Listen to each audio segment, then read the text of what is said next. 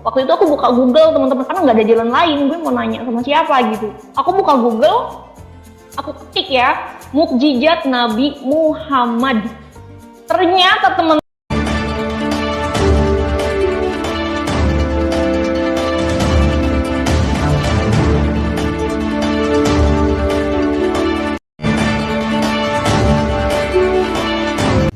Shalom Bapak Ibu, kembali lagi bersama dengan saya Petrus Manusia.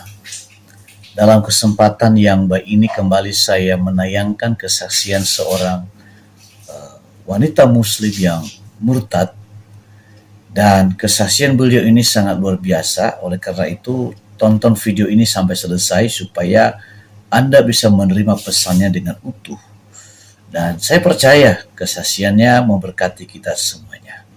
Nah, saya tidak perlu panjang lebar, mari kita saksikan yang seksama, dan nanti saya akan memberikan komentar di akhir daripada video ini. Nah, mari kita saksikan dengan seksama sebagai berikut. berlatar belakang Islam ya. Hanya saja aku itu orangnya cuek teman-teman sama yang namanya keselamatan, karena nggak paham. Mikirku gini, orang Islam pasti masuk surga. Ya, jadi aku tidak terlalu mementingkan hal-hal yang kayak ya udahlah gue orang Islam pasti gue masuk surga. Dan pada saat itu aku itu orangnya fanatik teman-teman ya, karena memang sudah didoktrin oleh keluargaku. Di situ ada timbul kebencian terhadap non-Islam. Mereka itu tidak bisa mencium bau surga. Nah, jadi aku tuh kayak ngerasa gimana ya, fanatik gitu.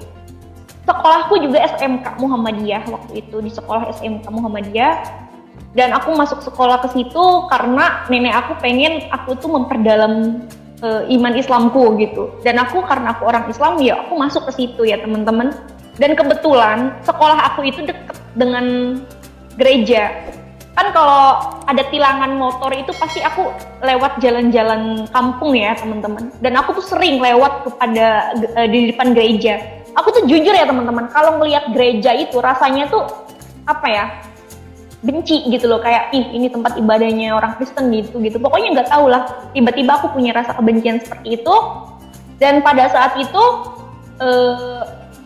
aku kenapa kenal Tuhan ya. Pada mulanya aku adalah orang-orang yang sangat-sangat membenci kekristenan teman-teman, bener-bener benci banget, nggak tahu kenapa. Lihat orang pakai salib ya, lihat orang pakai salib aja kayak gitu. Sampai sekarang aja saya nggak nyangka saya bakal jadi orang Kristen, saya bakal jadi pengikut Kristus, nggak nyangka teman-teman ya. Pada saat itu Tuhan memberikan kesempatan untuk saya mengenal Tuhan Yesus. Benar teman-teman ya, memang mengenal Tuhan Yesus itu luar biasa, ajaib teman-teman. Dan itu ya bukan saya aja, teman-teman saya murtadin, mereka ya bertobat karena mereka memiliki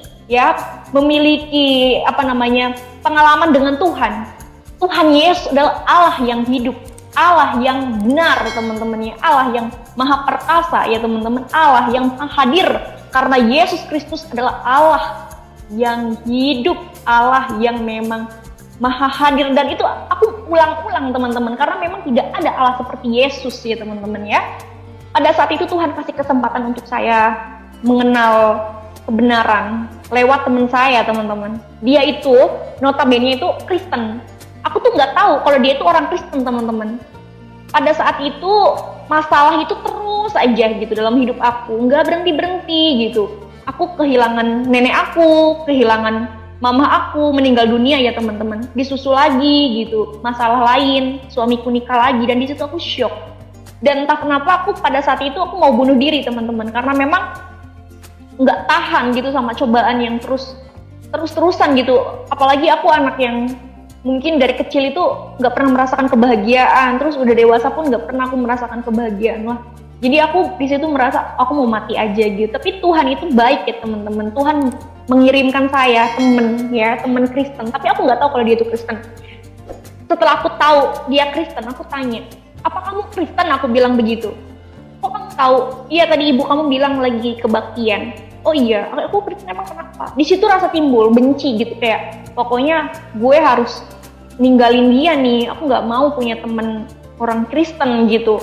Tetapi ketika aku merenung gitu, oh jangan begitu, teman aku itu baik gitu. Dia itu apa ya namanya, terus aja menyemangati aku ketika aku lagi terpuruk, ketika aku lagi jatuh, ketika aku lagi butuh seseorang. Dia itu nyemangatin aku, teman-teman.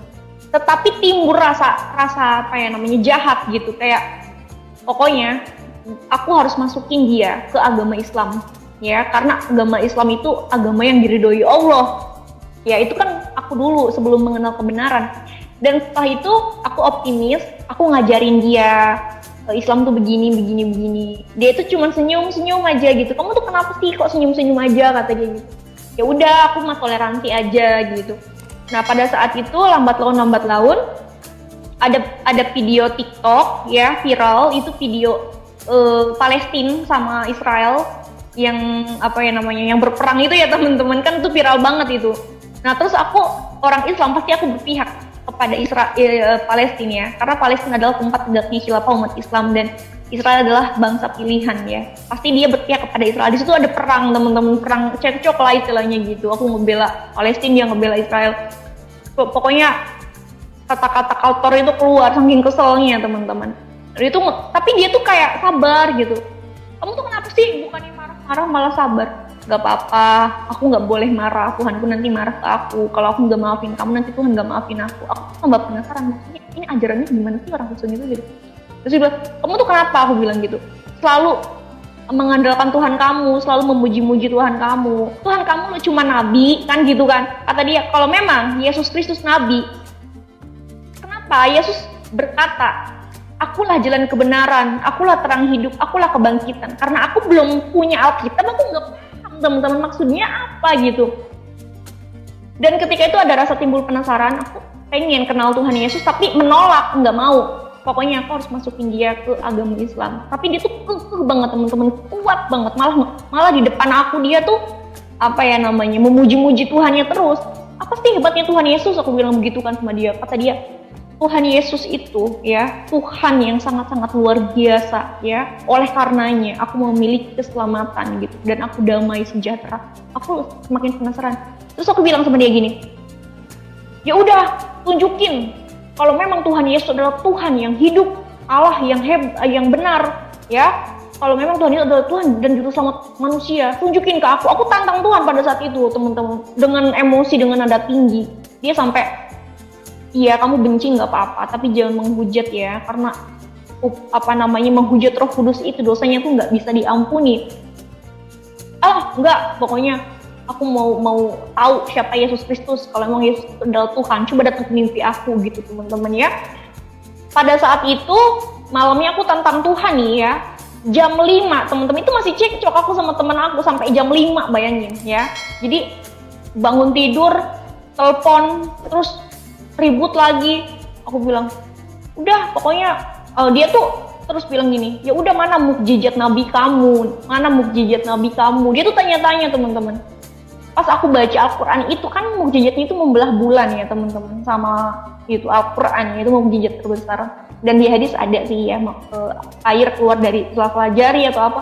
Aku tuh kurang apa namanya, kurang aja gitu. Aduh nggak ini nih, kalau cuma itu doang nanti dia ketawa. Bener, temanku ketawa, teman-teman. Masa iya membelah bulan, katanya gitu. Membelah bulan tuh efeknya apa? Bukannya membelah bulan itu dongeng, katanya. Enggak, dongeng ada di surat Al-Quran juga ada, aku bilang begitu.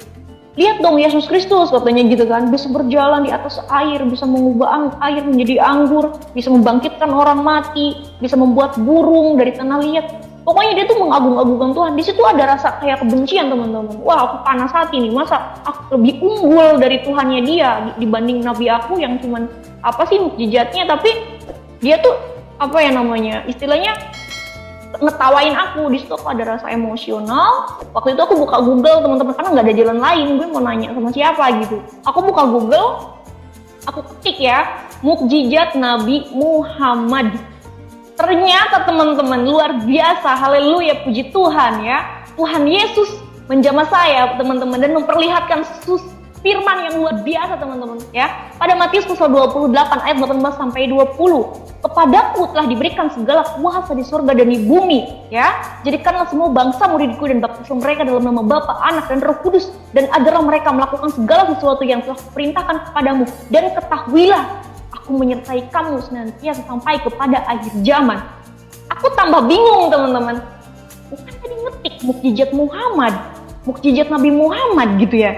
Kok yang keluar Matius pasal 28 ayat 18 sampai 20. Saudara, tadi kita telah mendengarkan apa yang disampaikan oleh saudari kita tadi. Beliau mencari kebenaran dari berbagai kitab suci, baik dari kitab suci yang diyakini sebelumnya, dan juga kitab-kitab suci di luar daripada agama yang dia yakini. Tapi semakin dia mempelajari, semakin menggali, semakin menggunakan logikanya, nah, lalu kemudian berdasarkan kebutuhan yang dibutuhkan saat itu, dan hanyalah ajaran kekristenan yang memberikan jawaban, yang memberikan kepuasan, dan memberikan jaminan tentang kehidupan ini.